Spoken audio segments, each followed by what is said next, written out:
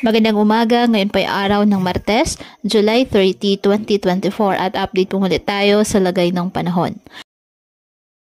Ayon sa Pag-asa, patuloy pa rin na minomonitor ang isang low pressure area. Sa loob ng 24 oras, mababa naman ang tsansa nito na lumakas bilang bagyo. Southwest monsoon nakaka-apekto pa rin sa western section ng Luzon. Ngayong araw, ang Ilocos Region, Benguet at Zambales asahan na maulap na kalangitan na may kalat-kalat na pag-ulan at thunderstorms dahil po sa habagat.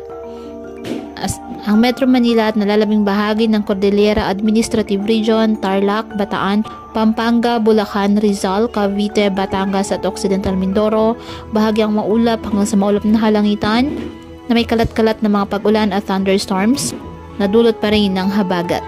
Apektado naman ng mga localized thunderstorms ang nalalabing bahagi ng ating bansa. Kaya patuloy po natin na pinag-iingat ang ating mga kababayan sa banta po ng mga pagbaha at pagguho ng lupa, lalo na po kapag may malalakas na ulan, at ugaliin na magdala palagi ng payong o kahit anumang panangga sa ulan sa tuwing lalabas po ng ating mga tahanan.